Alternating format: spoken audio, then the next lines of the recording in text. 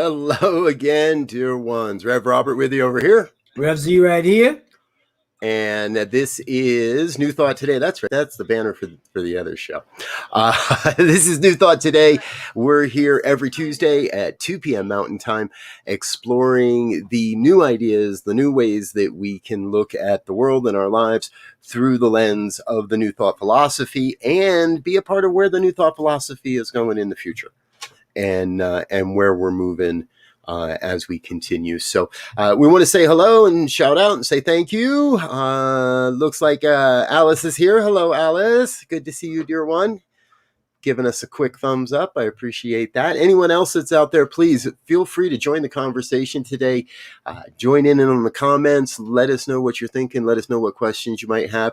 Or if you'd like to share more, a little bit deeper and a little more privately, you're always welcome to send an email to us at ministertalk@ntmedia.org. All right, Z. So I want you to know, I don't know if I say this publicly enough or not, but I have just really loved where these conversations are taking us and what we get to explore, because every time we prepare for something, not only do I get to learn, and I'll tell you, folks, I got a stream of tabs open that I was reading overnight and this morning to get ready for this conversation. We had all kinds of great fun yesterday preparing. And my point is, not only do I learn something, but what shows up in the world are opportunities almost pretty much immediately that say, hey, and here's a way to get involved, or here's a way to be a part of this, or here's another way to support someone else that's already doing the work we're thinking about. So today we're talking about taking a new thought on homelessness, on the unhoused. And in our philosophy, right, we all talk about there's more than enough of everything. And so we know, and you and I discovered this yesterday, numbers alone, we have all the data we need that there is no reason why anyone in the United States needs to be rough sleeping, needs to be sleeping out of doors other than by choice or recreation. So help everybody understand a little bit. How do we get here, and what did we learn yesterday? So, as you said, this is an exciting topic, and I think it's going to, as we begin to unfold back into a new state of normalcy, the issue of housing, especially when you look around the country and in certain states, people are paying 20-30% in some cases above asking price to buy houses. So that we're going to just take that and set that aside. That's a whole nother conversation. But that also leads to this idea that affordable housing and house availability is going to be a premium. And so one thing we looked at when we looked at the whole housing situation, there are four primary reasons why people are homeless. So the first one, given what I just said, should not be, it should be obvious, right? The lack of affordable housing. That's the number one reason, is the lack of affordable housing, followed closely by unemployment, which is also tied very closely to poverty, which is tied very closely to low wages. So you can see, well, if I'm making low wages, I'm probably going to fall into poverty. And then that may, depending on what's going on, push me into unemployment. And if I have any of the first three or the last three I mentioned, affordable housing is not even going to be an option, right? And so that's where we start. So, and one last piece is, there's roughly, according to the numbers that came out earlier this year, 2021, there are about 555,000 people across the states that are homeless. But 33 1/3% of that number are families. Right. Which, yes, speaks a lot. Yeah. I mean, we could take a big chunk out of that, the overall number, focusing first on the families. focusing in on how do we support families.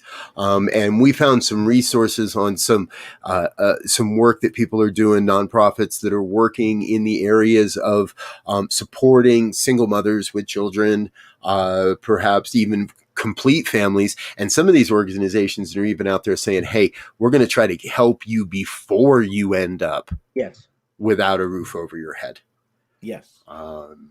So this is a multifaceted aspect to this. Affordable housing is not easy. I live here in a community that is bustling and booming. We are at the end of a recently opened light rail line. And in that regard, everything is building out where it wasn't. Now, the city I live in, everybody's always talking, how do we keep affordable housing in the mix? How do we keep affordable housing in the mix? Right. Unfortunately, there is also that very much of a not in my backyard mentality. And and yes, Jana, right, we know there are people out there that are buying large blocks of land. There are people buying large.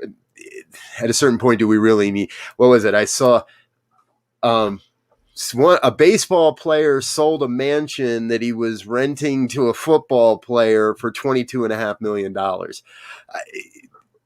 There are places that it's just beyond what we really is necessary. Now, we're not here to say you can't have a nice house, you can't have a big house, you can't have 10,000 square feet if you want. I don't want to have to clean that. But what we are saying is we have to be looking in that direction and say, what's possible? Yeah. Now, I know before the pandemic, the city of Salt Lake, one of my old adopted homes, was looking at tiny housing villages and communities. A lot of the stuff got put off and pushed off in the last year because of the pandemic. And we found a story yesterday that's back on the table. People are looking at how do we do this? Tiny homes so it's not a camp, but it is a community. And there are some of the aspects that you and I have talked about a lot, Z, of intentional communities. Yeah. Transitional housing shared with a shared bathhouse rather than individual bathhouses or bathrooms in every home. Allow for smaller plots of land, allow people to work together and build not only the sense of community, but the sense of resilience that they can do for themselves again. So let us know, what ideas are you seeing? What ideas have sparked in your mind in the last year of ways that housing can be created so we don't have to create these tent cities in the middle of our urban cities? Right? Yeah. Yeah. And that's key, because one of the challenges that we have is this whole idea of, it's a catch as catch can. If someone is unemployed or underemployed, what do we need to do? How do we get them up to a level of gainful employment so that they can get into affordable housing? And a bigger issue, or another big issue, I mean, they're all equally big, but the whole idea of how do we begin to educate those who are not used to home ownership, those who are not educated in budgeting and finance and those kinds of things that are required to keep and maintain a household? How do you begin to also educate people on that knob? So that there's a couple of levers that have to be pulled at the same time, but and quite frankly, this is a global problem. Excuse me, we've only talked about here. I doing the research, I read some stuff over in London. Like in London, in some cases, they're turning double-decker buses into homeless shelters. Right? They've refitted them like a gigantic camper with sleeping quarters. Another thing they've done in terms of trying to do a two-prong, they begin to teach people how to become baristas, right? So they teach them how to make coffee, and in London and Europeans, they drink a lot of lattes and cappuccinos, and so they're teaching some of the homeless to be able to know how to make that, and then now they can get some employment, which will hopefully give them some affordable housing opportunities. So these are the kinds of 2 and 3 pronged things that we have to begin to set up and do to make things happen. All right. I'm having just a little audio difficulty here, folks. Excuse me for a second while I figure out what I can do to change this audio setting here.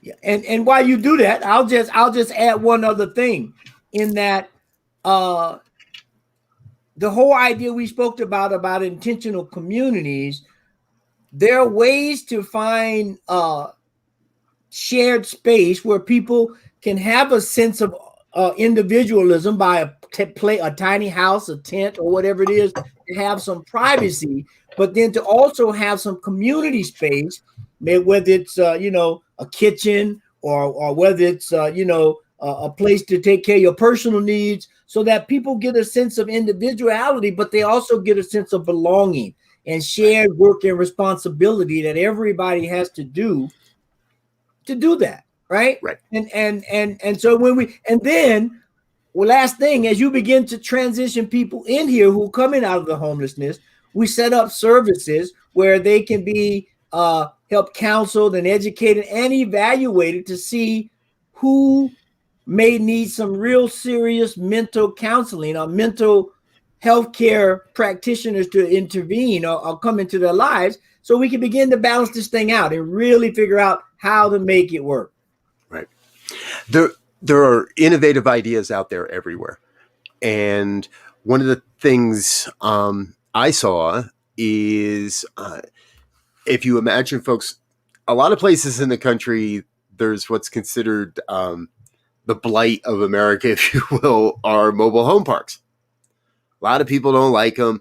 Yes, there's some that are very nice and very upscale. There are plenty that have their own problems, and in a lot of ways. And the piece I read is, let's take a look at mobile home parks. They have the infrastructure necessary. The roads are there. The sewer system's there. The water system's there. It's pretty much self-contained already. And as a lot of communities look to transition away from that type of, quote, housing, I think there's an opportunity for communities, be it a city, be it a county, be it a state, to come in and say, hey, hold on a minute. We're gonna purchase this property, and we're gonna take a look at this. We take a little time, help to redevelop it. But again, the infrastructure is there. Some of it may be salvageable. Some of it may need to be scrapped, and we may need to rebuild on some plots. But in that regard, and just as Z was saying there, then we can also locate and use some of that property, some of those spaces, to locate the social services and the helping services that are going to be necessary, so that there is a space that is helping people to find jobs. And it seems, to me, it seems like our 4 primary aspects are so interrelated here. Lack of affordable housing, low wages, poverty, all of this is so interconnected that there's ways it can be changed. Now, we were also talking yesterday that one of the things I've seen over the years is it's a lot of communities have adopted this approach of, well, here's a voucher. You're homeless, you need a place to stay tonight. Here's a voucher. Go take this to one of the hotels down by the interstate, and those old motels down by the interstate. They'll take this voucher. Again, I live in an area that's is transitioning from more of a bedroom commuter, not a commuter, but more of a bedroom suburb, to more of a metropolitan community, suburban city. In its own right, the population continues to grow, and we're starting to see those same growing pains with a whole block of hotels that won't get a very good Yelp review. That's for sure. I don't think any of them have had a Yelp review in years. So, welcome, Marianne. Glad you're with us. And yes, that's another aspect of this, right? Is affordable housing has to be available for our senior population as well. Yes. That's not something we can just blow off and say, sorry, yeah, cost of living went up. Sorry, your pension didn't. Right. We've got to develop that way too. And you know, another key thing that just brings me to my mind is the whole veteran aspect of this, right? And let me just grab a number here. Of that 555,000, 500,000 rather, homeless, about 37,000 of that equals veterans. So, Yeah. there could easily be some play on words, if you will, where some of these homeless efforts match up with veterans and figure out how do we get these guys into housing and help them get some of the medical care and mental care that they need after serving the country and going to war and whatever they've had to deal with. Mm-hmm. You know, because we can, if we can match funds, then you can use some stuff for something else, and we can do this better because that's what we do. We do housing. And veterans, you got physical, mental, you got all kind of issues you have to deal with at the Veterans Administration. So let's partner and take some of that burden off you. Another way. This is you're striking in my mind another aspect of all of this. So there's a million intersections going on here, right, folks? Mm-hmm. Everywhere we look, there's another intersection. Veterans, seniors, mental health, physical abilities, alternative, not just alternative lifestyle, but alternative mental thought processes that are valid, that are not wrong or broke, that are absolutely, all these different intersectionalities come together, that it's really hard to say, well, let's just do this one thing. Right. We need a wholesale systemic change. You've heard us talking about this for over a year now, that in the past year, we had the ability to identify what's not working and start to begin to build a consciousness of what could work. And we are right now, we are at that nexus of going from here are the ideas, here's the vision, to how do we go start getting some stuff done? How do we start getting on the street and doing the work that's going to be necessary? And there's another thing that I thought was real interesting that's taking place in London. And that is, maybe it was Sweden, one of the foreign countries, but they are using electronic digital billboard space to advertise housing availability for shelters or for homelessness. Oh, isn't that great? So, yes. So, they are able to find, for those who are looking for housing, they're able to advertise it, and you can contact them and you can go there and, whatever the arrangements are. But there are ways to solve this, and I just, on a personal note, a few years back, I was an independent contractor working for myself. My contract ended, got 2 kids in college, had a little bumps and bruises trying to find that next opportunity, right?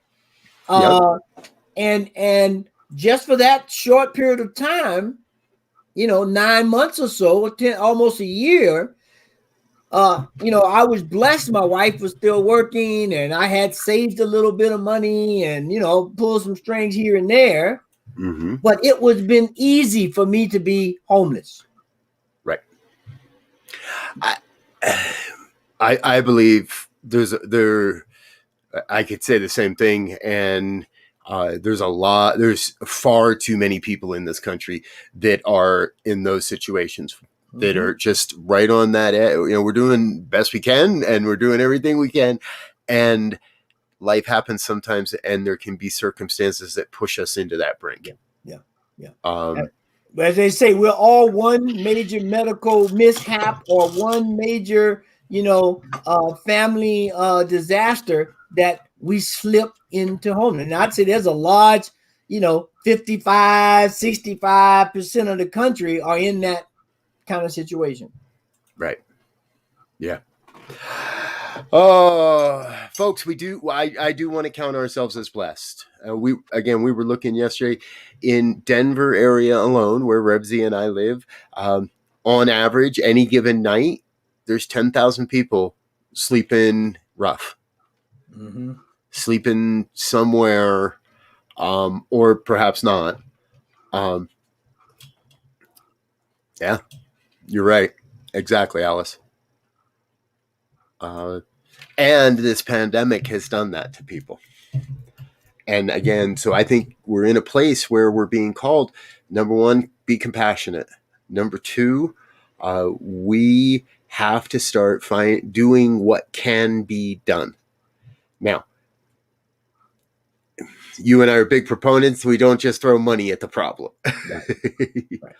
I will say I keep a stack of $5 gift cards to the local supermarket in my car. And when I see somebody and a kid standing on the corner, I'm going to give you the $5 gift card. Number one, you can't buy alcohol with it. Number two, they won't let you buy tobacco with it either. So you're most likely to get food, what you need.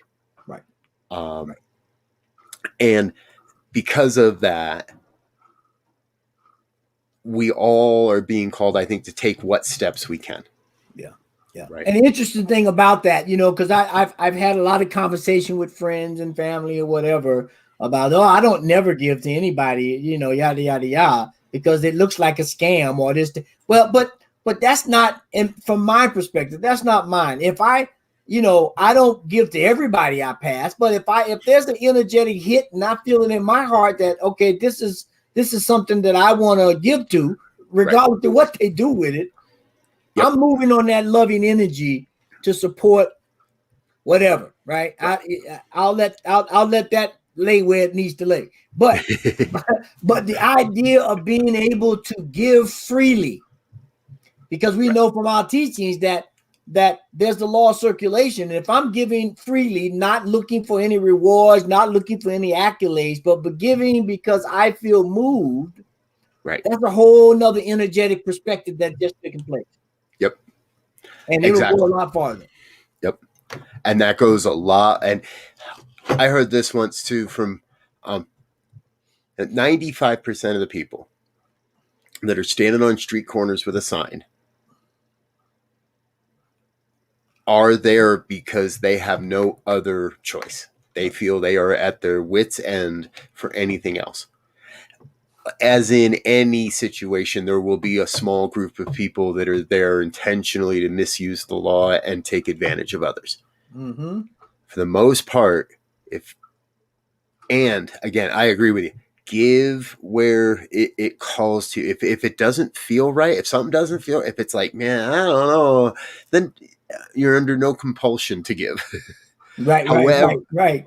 However, what I also believe is that, as Z said, giving freely from that feeling of good. Well, number one, we can't outgive God. So the number one reason I have personally used is, well, I don't have all that much in my own bank account today, but I can't outgive God. Mm-hmm. And there is no greater, in my opinion, there is no greater expression of faith than giving $1 out of the $5. And if I only got $5 in my wallet and you're getting $1, that's 25, that's 20%. That's more than a tithe. To me, that's giving freely. No, I'm not going to walk down the street and give $1 to every person I see. Although that might be fun someday. Let's go downtown. Mm-hmm.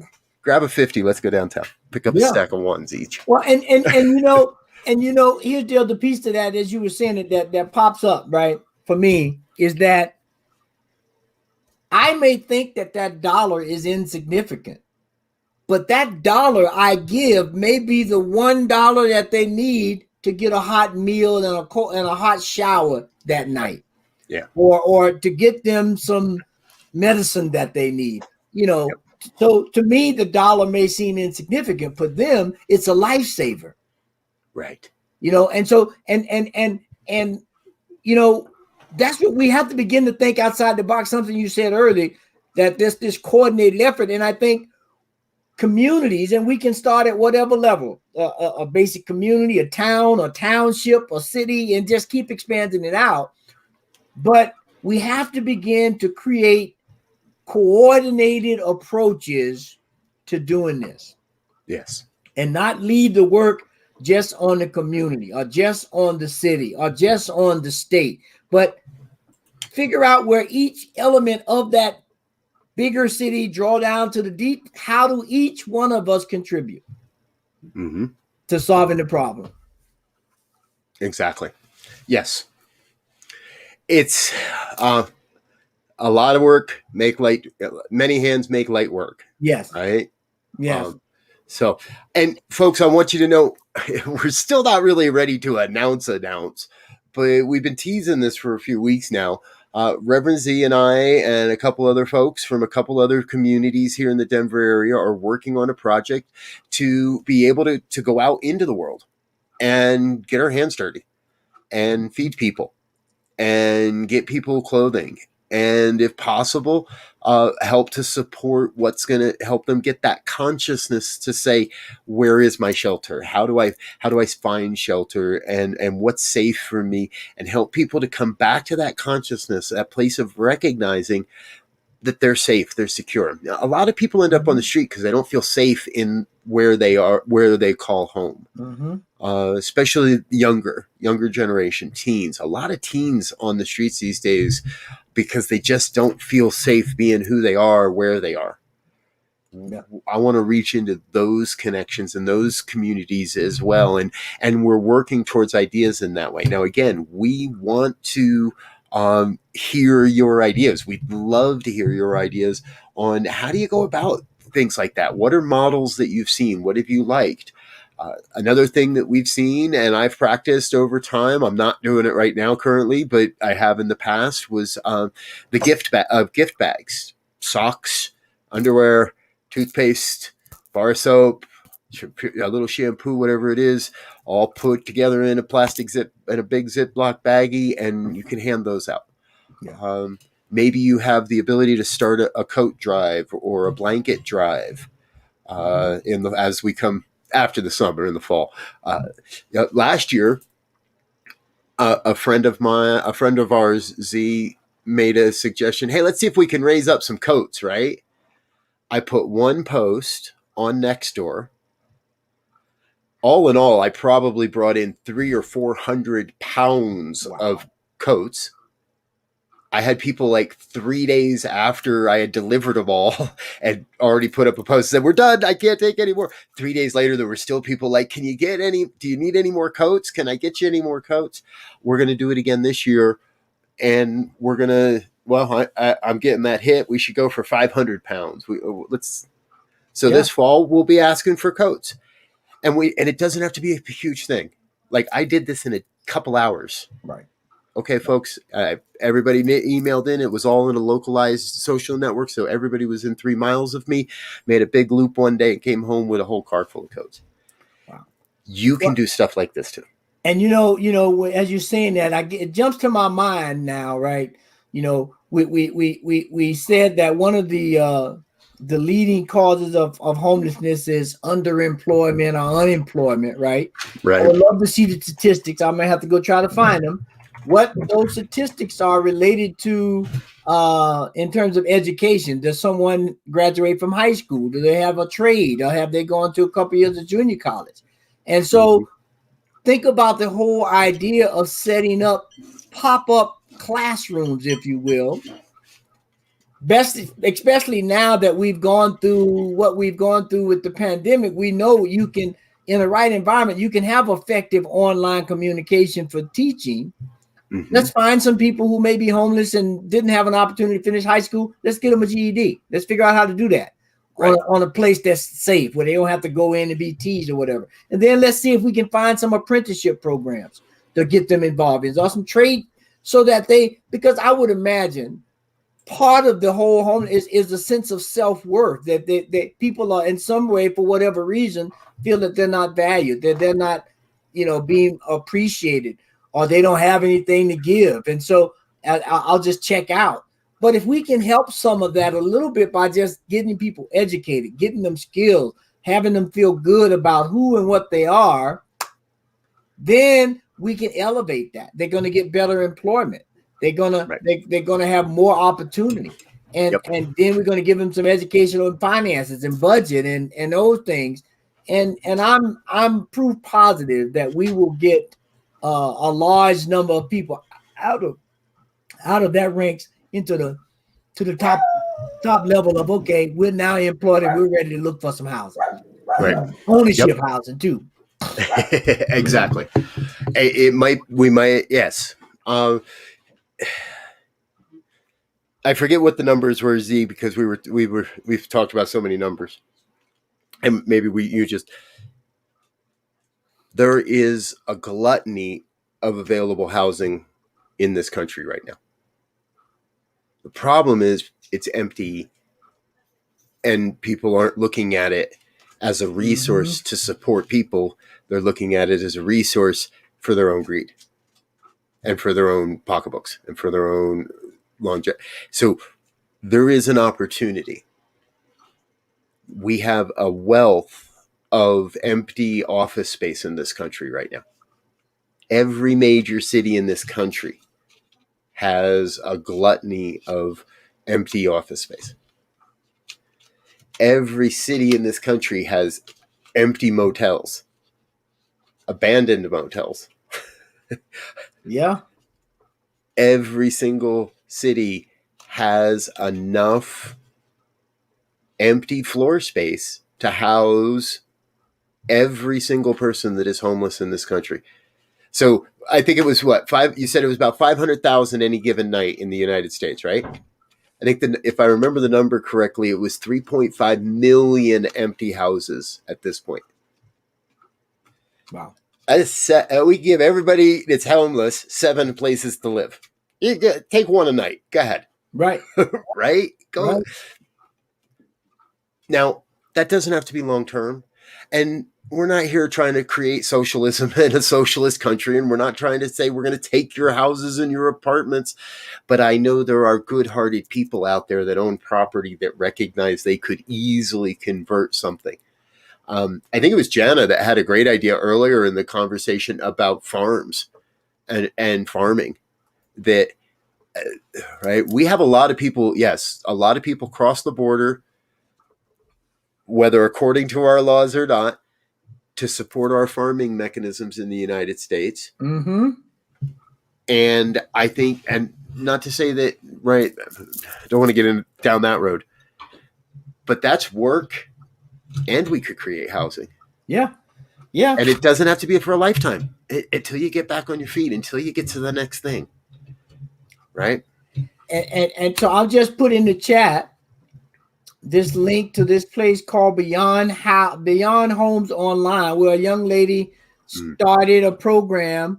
I think it was I think it was 96 maybe. When did I do believe Z hit the wrong button there, folks. He'll be back in about 10, 9, 7, 6. There he is. We were counting down how quickly it'd take you to hit the button. I know. And so, but what this young lady did, she started this organization, right? And she wound up with, she started a 503. It was in 86, right? Mm-hmm. And then what she did was she moved in and got it set so that she now has 40 debt-free transitional houses, and she has services along with that to help educate and house and come with finance and family services to get people. And again, this is speaking to that family issue of getting them out of issues and putting them into better places. Mm-hmm. In a world where we have access to the unlimited, infinite divine mind, there is no reason that any of our social ills or problems cannot be, I don't want to say solved, but healed. Because in so many ways, do we do the countdown for Z again? In so many ways, so much of this comes back to our sense of separation or a sense of fear. We so much of, I believe, can be alleviated, can be transformed when we come to a deeper sense of knowing that no matter what the outcome might look like, I'm okay. Right. I'm secure. I belong. I have a place to sleep. I have access to food. I have access to clean water. Basic human needs. And I think it is our calling that if I see someone that doesn't have that, there's no greater work in the world than to work in some way towards supporting that shift, that change. Yeah. Yeah. Right. And part of it, I think, one thing I try to do, I don't always do it, but I try to do it, is remember that phrase, there but for the grace of God go I. Right. And try to keep at bay all of my judgments and my criticisms and all of the crap that we accumulate based on a haves and a have-nots mentality, and say, if I can help, if I can assist, how do I do that? Right. Whatever, again, the part that I think is a small amount may be a huge amount to somebody. And so why not support? Why not help? Yeah, exactly. Hey, another one that I thought of, or that I saw, somebody else thought of it. But I wanted to remember to bring this forward. So we're talking about how we can utilize different or utilize space differently. Right. It was actually in the middle of the pandemic that Denver did a couple of things. One, Denver bought a motel and used that for temporary housing for the homeless in the very early parts. Then again, in July, a 10-story building in the Denver area, the owners did this. The owners converted the building from office space to residential. Smaller footprints, cheaper, more affordable rents for living in downtown Denver. Living in downtown Denver is not cheap, folks. And they created a space. Now, it wasn't for at-risk people. It's still not cheap. But it definitely was a start towards looking at a different transition. And another one that's gaining a little popularity, I've been searching for a case study where this has worked, and I can't find one yet. But the idea is malls.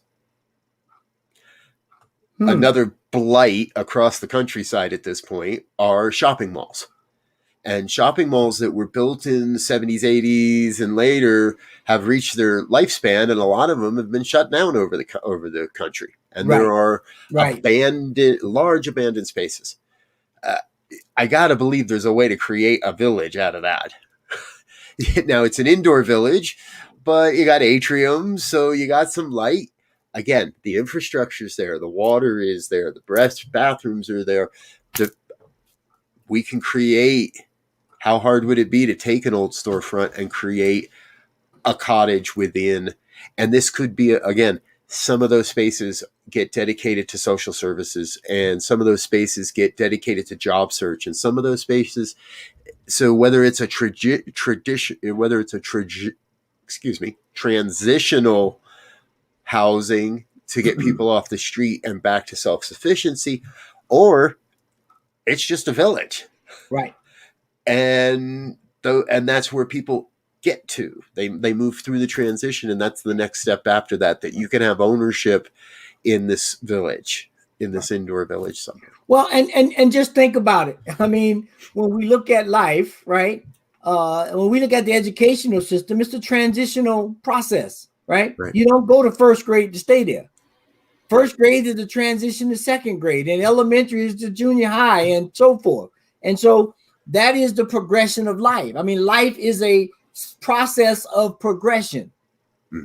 Yes. And so if we can model what happens in nature, again, in our lives, the more we can get in line with the universal plan of what's going on here, I think the better off we're going to be, and the more creativity and inspiration we're going to be able to receive just by being observant, just by being open-hearted and caring.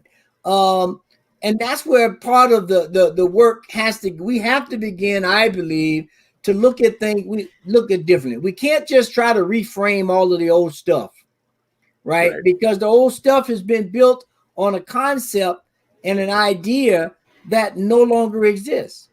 Right. Yeah.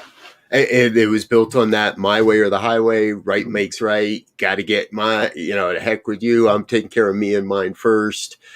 And what we're learning, I trust, is that there is no one other than us. Yeah. There is no other out there, folks. What I do to my brother, knowingly or unknowingly, I'm doing to myself, and I'm doing to all. And yelling out the window at somebody on the street to go get a job doesn't help you, and it doesn't help them. And I know you might think it feels good, but it's not. It's creating a negative ripple, a negative vibration in the divine flow. And I think we're here to create more of the divine in the divine flow, to be that. So again, how do we find compassion and take inspired action? Yeah. And I think, there are enough organizations, there's enough very basic and simple ideas that we all can take to make a difference. Right. Go give to a food bank, right? I just saw, I didn't see it. I heard this news report on NPR about a young lady who in 2016, she was graduating from Parsons School of Design in New York. Mm-hmm. And she created for the homeless community, maybe not exclusively, but she created a coat that could be turned into a tent. All right. Yep. And then now, and fast forward to 2021, she's coming out with a new product, and I had to get out the car and go and look it up. It was on NPR, so you can find it. Okay. I forget her name. She was a 2016 graduate of Parsons School of Design, but she was making this thing about clothing, about during this time, people have thought, I got 5 suits. Why do I need 5 suits? Right. I got 10 pair of jeans. Why do I need 10 pair of jeans? When you were home with COVID, you wore 1 pair of jeans for a long time. I'll just leave it at that. Well, because you keep fitting into those jeans, that is. And so, there are things like that. They may have some sentimental value, but for some people, they could be a lifesaver. Right. And we have to begin to think outside the box on how do we live now? What kind of material stuff do I need? This is not telling you to go into deprivation or be a bleeding heart, so to speak, and deprive yourself. It's right. Where's that balance for you? It's different for each individual. Right. And when we can figure that out and work from that point, man, we can solve a lot of problems together with a lot less hassle and problems for the greater community. Yep. As you were sharing, I'm struck that now I get it. This sounds like a very first world problem, right? Up until a little over a year ago, up until I was forced to, I had developed a belief system that there was no way my wife and I could survive with just one car, with just one vehicle in the house. Now, our experience of the last year, we got a great insurance company. They don't charge us if we take the insurance on or off the vehicle. So when I know I'm going to need the vehicle, I put insurance on it. And then I use it for 4 or 5 days. And when I'm done, I take the insurance off of it. We park it in the park driveway, and we don't use it. Mm-hmm. We have learned it's not always easy. Sometimes some sacrifices need to be made, and we can easily survive with one vehicle. Right. And that's interesting, because I did a similar thing. Like, my son had a car. He went to college. He didn't need that car per se. And so we left it on the insurance, but we put the car, there's a classification called cars in storage. So we Right. put it in storage and we pay like, I don't know, $7 a month or something like that. So that if it was to get hit by a hailstorm out here in Colorado or something like that, it's still covered. Right. We're in that. Yeah, that's exactly what we're doing.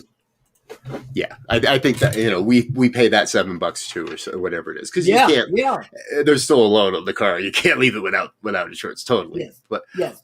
But it saved us a lot of money, and it taught us that we all can live differently. Mm-hmm. We can all, when it's necessary. And again, I'm with Z, right? You don't have to be a poor martyr bleeding heart. We can have nice things, and you can have what you want and desire and experience what you want and desire in life. That's what life is all about. Yeah. But at a certain point, I only do need so many vehicles, and I don't need a 36 car garage, and I don't need 45 weed whackers in that garage, and and there's just so much. Right. And we could all say that. So we're not going to do the Marie Kondo thing and just throw it all away. But what about setting a challenge this week to look through what you have in your closet, find 5 pieces of clothing that are clean, in good shape, that somebody could use, and then find a worthy somebody doing the work in your community and donate them. Yeah. Yeah. There are organizations in pretty much every city that will collect women's dress clothes, women's professional clothes, and help women at need get into those clothes to be able to go get a job, to go get right. It's not about a ball gown or a cocktail dress. If you've got 5 too many suits in your closet, donate one this week. Mm-hmm. And trust that that's going to help somebody get out of poverty. And if they can get out of poverty, it's going to help somebody get a job that's paying more. If they can get a job that's paying more, they got a much better chance of staying in their home or getting into a home. Right. And the other point you just made me fresh my mind. The other point that was brought up in this story was that couple prongs. Because people weren't going out to as many restaurants, and we want restaurants to stay, and so we got to figure out a way to support them and everything. But she was highlighting how much money she saved by being able to cook at home, how that cooking at home created more family and communication time between those in the household. And at the same time, she was able to save more money and able to donate more money, because she saved money from not going to restaurants as much as she would before. So again, she still supported the restaurants, but it was a little less. She saved a little bit more money. She was able to give a little more. She was able to create enhance her cooking skills and her family time together. And it all worked out in multiple different ways. And bam. We got a process that's in place now that can help us alleviate problems. Yep. Wow, and you just hit me with the big one, right? So, and if you calculate how much money you have personally saved during this past year, isn't it worth 10% of that? Mm-hmm. To donate that back out to another worthy organization, to someone doing the good work. I want to quick shout out to Alice. Thank you, Alice. Dress for Success. Yes. As a visionary, I know they're out there, and I don't always know the details. So appreciate you filling in the details for us and helping us to make sure we're using the right organizations there. So again, there's concerts. This just hit me too. Concerts. I don't know about you, but I've always enjoyed going to concerts. I like live music. Over the years, it's gotten quite expensive. Mm-hmm. The prices just keep going up and up and up and up. And I thought to myself recently, what if I take one night out of my concert budget and split that and give half of it away and keep half? I'm up probably by $100. Right. And I've done some good in the world. And when you said music, you made me think about a friend of mine who's a jazz musician. She lives in New York, and during the pandemic, she was trying to figure out you know, they suffered a bit. She Yep. came up with, I don't know if she came up with it or just how it came about, but she had these what she called private concerts, right? Yeah. And she brought in a chef, French chef, and the numbers were low. Something like 20 people or 20 couples in a big yard, spaced out. This was before we got where we are now with vaccines and everything. And Right. so they would come in, they would pay, they'd have a nice dinner, some live concert right there in front of them, little release, and it worked. She got to practice her craft and skill and get some income. People who feel in lockdown were able to get out and enjoy. It was in an open air space, so it was outside. I mean, everything was working. It relatively probably cost about the same, but you got more than just a concert ticket. You got some food, you got some music, you got out some fresh air. And I think that is going to be a nice little foray into how musicians who are suffering right now, unfortunately, because of how the royalties and things, that's going to be a nice little way for them to, make a living and create some nice space and memories for people. Okay, so don't go to a concert, buy music. Buy some CDs, buy your favorite artist's music, right? Do something though. And I agree. Artists have gotten hit very, very hard. And I don't want to take anything away from the artists in the world. I don't want to take anything. I don't want to suggest we don't support these folks. And I think we're all being asked to reevaluate where we do put our financial good. And how exactly we determine where that might be. Now, if you're looking at your clock, you know that it's 10 of, and you know that means that's also part of the point in the day where I'm going to ask you to give some of that financial good to us, to share some of that financial good with the New Thought Media Network, so we can continue to do this kind of good out into the world, so that we can continue to share who we are, this philosophy, and how it can change lives, and continue to develop the programs and the volunteer opportunities to take this out in the world. As I look around the room today, I recognize that many of you watching are already part of our monthly contributions, and you're already on a committed giving plan with us. And I want to thank you extensively for that, because it means so much to keeping this ministry alive and moving forward. If you by chance know somebody that would like to get involved and be part of it, hey, be sure to tell a friend to tell a friend. Yes. Before we go, Z, I want to share a quick little thank you for many of the people and the organizations that are making this happen. So please don't go anywhere. We're not done yet. We'll be back in 30 seconds.